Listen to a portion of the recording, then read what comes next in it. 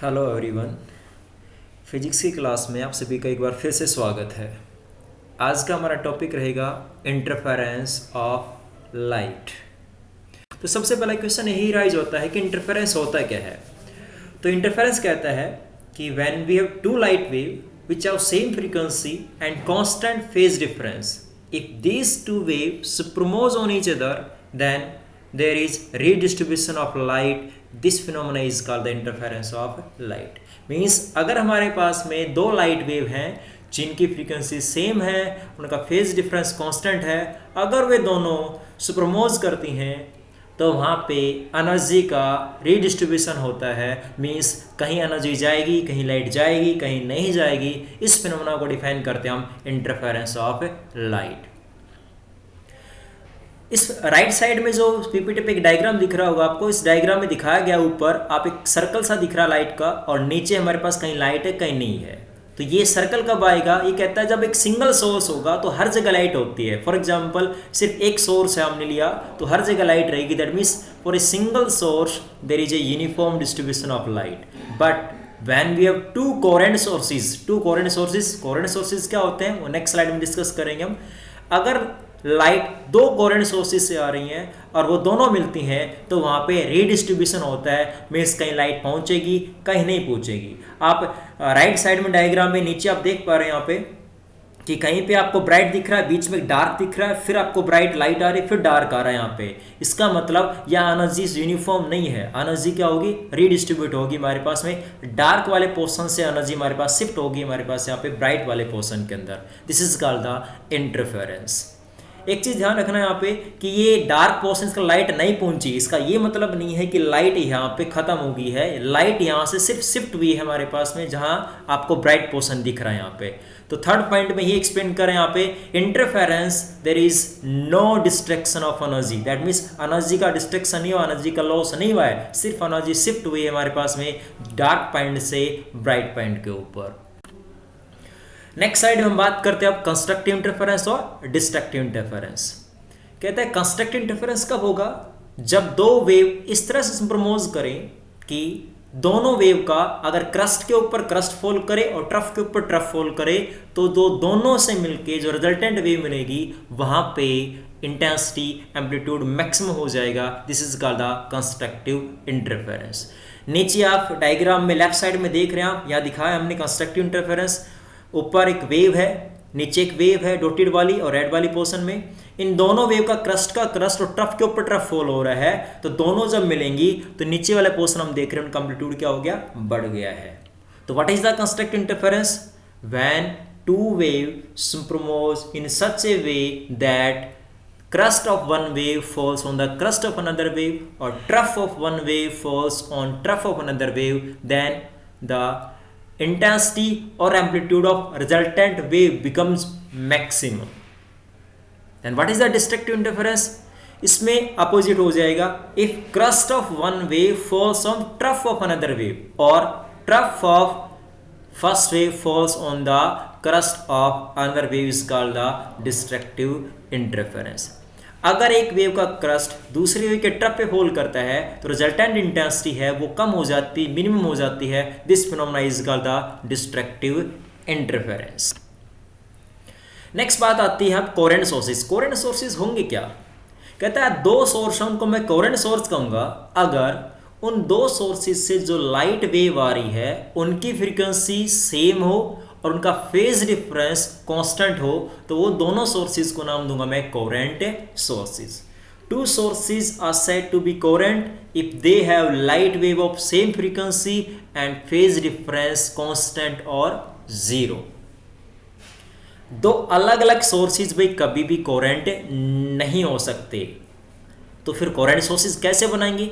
एक ही सोर्स से हम दो सोर्स को बनाएंगे बाय रिफ्लेक्शन, बाय रिफ्रैक्शन और एनी अरेंजमेंट जो हम नेक्स्ट टॉपिक्स में पढ़ने वाले हैं यहाँ पे। इसका मतलब अगर मुझे कोहेरेंट सोर्स चाहिए तो मुझे एक ही सोर्स से दो सोर्स बनाने पड़ेंगे क्योंकि दो अलग अलग सोर्सेज कभी भी कोहेरेंट सोर्सेज नहीं होते। नेक्स्ट पॉइंट हमारे पास में फेज डिफरेंस, पाथ डिफरेंस और relation between the phase difference and path difference. ये थ्रू आउट यूनिट हम बात करेंगे पाथ डिफरेंस के बारे में। नाम से इंडिकेट हो रहा है पाथ डिफरेंस, पाथ का डिफरेंस। जो दो वेव चल के जाएंगी, जिस पॉइंट पे मिलेंगी वहां तक आने में दोनों का जो पाथ का डिफरेंस होगा उसको डिफाइन करूंगा मैं पाथ डिफरेंस, और दोनों का फेज का जो डिफरेंस होगा उसको डिफाइन करूंगा मैं फेज डिफरेंस। आप राइट साइड में स्लाइड में देख पा रहे एक डायग्राम दिखा रखा हमने यहाँ पे, तो हमने एक वेव दिखा रखी है यहाँ पे, तो जो वेव की लेंथ होती है उसको हम डिफाइन करते हैं हम वेवलेंथ। तो यहाँ पे जो लैम्बडा दिख रहा है आपको यहाँ पे, ये lambda is called the wavelength of this wave. उसके बाद में आपको एंगल्स दिख रहे होंगे यहाँ पे, पाई लिख रखा और 2 पाई लिख रखा, this is called the phase. तो अगर पाथ डिफरेंस पाथ लैम्बडा है तो फेज वहां पे कितना होगा 2 पाई। तो स्लाइड में हमने ये लिख रखा है path difference lambda then phase difference is equal to 2 pi. If path difference is 1 then phase difference is equal to 2 pi upon lambda, और अगर पाथ डिफरेंस x होगा तो हो जाएगा phase difference 2 pi upon lambda into x। तो relation आ गया यहाँ पे फेज डिफरेंस और पाथ डिफरेंस में, phase difference is equal to 2 pi upon lambda into path difference. अब बात आती है हमारे पास में type of interference on the basis of method of obtaining coherent sources. Means coherent sources किस तरह से आप बनाते हो, उन बेसिस के ऊपर आपने इंटरफेरेंस को दो कैटेगरी में डिवाइड कर दिया, by division of wave front और बाय डिवीजन ऑफ एम्पलीट्यूड। नाम से निगेट हो रहा है, एक में हम वेव फ्रंट को डिवाइड करेंगे और दूसरे में हम एम्पलीट्यूड को डिवाइड करेंगे। पहले वाला जो टॉपिक है by division of wave front, ये आपके थर्ड सेमेस्टर के सिलेबस में है, और बाय डिवीजन ऑफ एम्पलीट्यूड ये आपके फोर्थ सेमेस्टर के सिलेबस में है। तो पहला स्टडी करते हैं by division of wave front. यहाँ क्या करेंगे हम, एक वेव फ्रंट से दो वेव फ्रंट बनाएंगे हम बाय द रिफ्लेक्शन मेथड और सम अदर अरेंजमेंट। और ये जो दो वेव फ्रंट बने ये दोनों सुपरमोज होंगे और हमें इंटरफेरेंस पैटर्न मिलेगा। तो इसको डिफाइन कर दिया हमने interference by division of wave front. Example की बात करें तो फ्रेस्नेल बाइप्रिज्म, लायर्ड मिरर और young double slit experiment. Young double slit ये आपके 3 टॉपिक हैं by division of wave front जो आपके सिलेबस में भी हैं। नेक्स्ट है बाय डिवीजन ऑफ एम्पलीट्यूड, इसमें हम वेव के एम्पलीट्यूड को डिवाइड करेंगे और ये दोनों वेव्स प्रमोज होंगी और हमें इंटरफेरेंस पैटर्न मिलेगा। इन एग्जाम्पल से हम बात करें हम Newton's ring, parallel film, wedge से फिल्म, माइकलसन इंटरफेरोमीटर, ये सब टॉपिक रहेंगे जो आप फर्स्ट सेमेस्टर में पढ़ेंगे यहाँ पे। तो हमने इंटरफेरेंस को दो कैटेगरी में डिवाइड किया on the basis of obtaining coherent sources by division of wave front end by division of amplitude. तो पहला टॉपिक स्टडी करते हैं by division of wave front, और उसमें टॉपिक हमारे पास में young double slit experiment. Doctor Thomas young scientist था, इसने पहली बार लाइट के वेव नेचर का एक्सपेरिमेंटल प्रूफ दिया था। थ्योरेटिकल तो हाइजन ने बता दिया था, लेकिन पहला experimental proof of wave nature of light दिया था थॉमस यंग ने, डॉक्टर थॉमस यंग ने। उसने क्या किया, एक एक्सपेरिमेंट किया, और उस एक्सपेरिमेंट में क्या यूज किया आप डाइस पिक्चर में आप देख पा रहे हैं। उसने एक सोर्स यूज किया S, फिर उसने एक डबल स्लिट यूज की S1 S2 हो गया हमारे पास यहाँ पे, और लास्ट में उसने एक स्क्रीन यूज की। यहाँ पे 3 ही चीजें यूज की उसने, एक सोर्स, एक डबल स्लिट और एक स्क्रीन।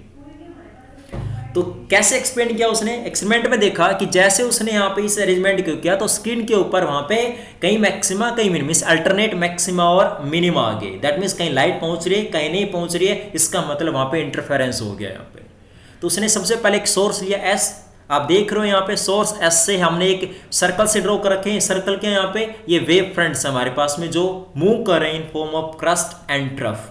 जो डार्क लाइन है यहाँ पे वो क्रस्ट को रिप्रेजेंट कर रही है, और जो डॉटेड लाइन है यहाँ पे वो ट्रफ को रिप्रेजेंट कर रही है यहाँ पे।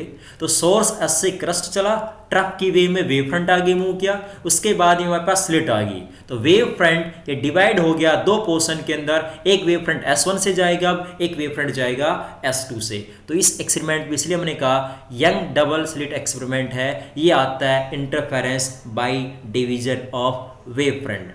क्यों? क्योंकि हमने वेव फ्रंट को यहाँ पे डिवाइड किया है। तो आप देख रहे हैं S1 से भी अगेन वेव फ्रंट मूव करेगा in terms of crust and trough, solid line crust, dotted line trough. तो ये जब आगे मूव करेंगे तो वेव फ्रंट आपस में सुपरमोज करेंगे। कौन से वेव फ्रंट? एक वेव फ्रंट S1 से और एक वेव फ्रंट S2 से, ये दोनों सुपरमोज करेंगे। तो सुपरमोज करेंगे तो कहीं इनका क्रस्ट पे क्रस्ट आएगा, कहीं इनके क्रस्ट पे ट्रफ आएगा। इसके अकॉर्डिंग स्क्रीन के ऊपर में मैक्सिमा और मिनिमा मिलेंगे। तो स्क्रीन के ऊपर आप सेंटर में C पॉइंट देख रहे हैं आप, तो सी पेंट किसके अकॉर्डिंग है यहाँ पे, आप देख रहे हो यहाँ पे डार्क सॉलिड के ऊपर सॉलिड लाइन आ रही है और डॉटेड के ऊपर डॉटेड आ रही है। हाँ, इसमें एक लाइन में शायद मिसप्रिंट है, यहाँ पे इसमें डार्क और डॉटेड दिखा रखी है, गलत है, या तो डार्क पे डार्क होगा यहाँ पे या डॉटेड पे डॉटेड होगा। तो ये जो इन पैंट्स को मिलाते हुए जाएगी तो यहाँ में सी पे मिलेगा मैक्सिमा, क्योंकि यहाँ क्रस्ट पे क्रस्ट फॉल कर रहा है और ट्रफ के ऊपर ट्रफ फॉल कर रहे हैं।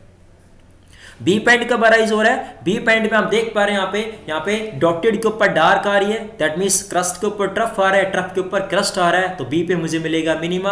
अगेन ए के ऊपर आप देख रहे हो यहाँ पे क्रस्ट के ऊपर क्रस्ट है, ट्रफ के ऊपर ट्रफ है, दैट मींस ए पे हमें अगेन मिलेगा मैक्सिमा।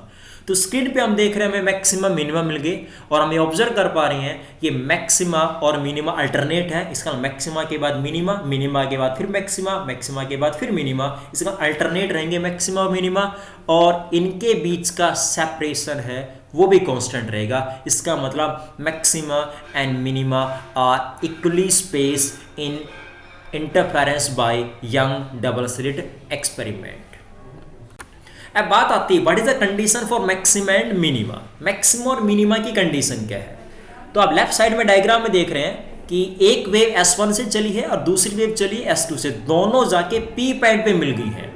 अब इस P पॉइंट पे मैक्सिमा होगा या मिनिमा होगा वो इस बात पे डिपेंड करेगा कि P पे जो वेव पहुंचेगी वहां पे क्रस्ट के ऊपर क्रस्ट फॉल किया है या क्रस्ट के ऊपर ट्रफ फॉल किया है। और वो किस बात पे डिपेंड करेगा, वो इस बात पे डिपेंड करेगा कि S1 से जो वेव गई है और S2 से वेव गई है उनमें पाथ का डिफरेंस कितना है।